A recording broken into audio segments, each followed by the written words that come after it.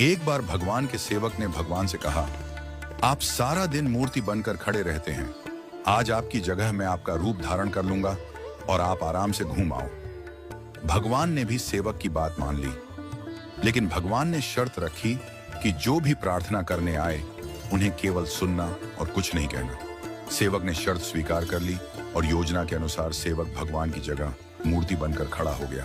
पहला व्यक्ति जो मंदिर में आया वह एक व्यापारी था। उसने भगवान से कहा, भगवान, मैंने नया कारखाना खोला है, कृपया उसे सफल बनाइए। व्यापारी माथा टेकता है और तभी उसका बटुआ गिर जाता है।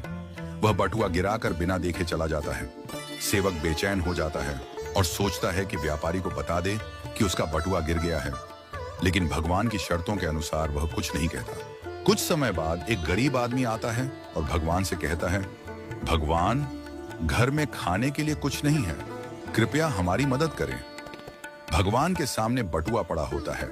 वह गरीब आदमी भगवान का धन्यवाद करता है और बटुआ उठाकर चला जाता है।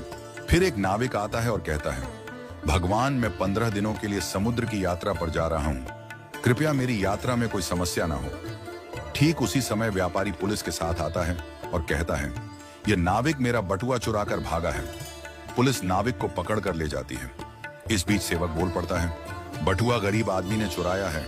इसके बाद गरीब आदमी को पकड़कर जेल भेज दिया जाता है। रात को भगवान लौटते हैं और सेवक खुशी खुशी पूरा किस्सा सुनाता है। भगवान मुस्कुराते हुए कहते हैं, तुमने किसी का भला नहीं किया बल्कि सब कुछ बिगाड़ दिया। वे आगे कहते हैं, व्यापारी का बटुआ गिरना कोई बड़ा नुकसान नहीं था, वह गलत धंधा करता है, और अगर उसका बटुआ गरीब आदमी को मिल जाता तो उसके बच्चों को भोजन मिलता और उसकी परेशानियां दूर हो जाती।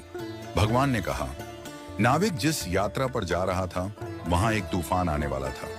अगर वह जेल में होता तो उसकी जान बच जाती और उसकी पत्नी विधवा होने से बच जाती। भगवान ने यह भी कहा, कभी कभी जीवन में हमें समस्याएं आती हैं और हम सोचते हैं कि यह हमारे साथ ही क्यों हुआ, लेकिन हमें समझना चाहिए कि इसके पीछे भगवान की योजना होती है। भगवान ने हमें यह सिखाया कि जो भी होता है वह हमेशा अच्छे के लिए होता है, भले ही हमें वह समझ में ना आए। इस कहानी से यह शिक्षा मिलती है कि हमें भगवान पर विश्वास रखना चाहिए और जो भी घटनाएं घटित होती हैं उन्हें अच्छे के लिए मानकर स्वीकार करना चाहिए। भगवान की योजना हमेशा हमारे भले के लिए होती है और कभी कभी हमें उस योजना को समझने में वक्त लगता है। हमें हमेशा यह मानकर चलना चाहिए कि जो भी होता है वह हमारे भले के लिए ही होता है और हमें उसमें भगवान की मर्जी को स्वीकार करना चाहिए। हमें कभी भी किसी स्थिति में निराश या हताश नहीं होना चाहिए।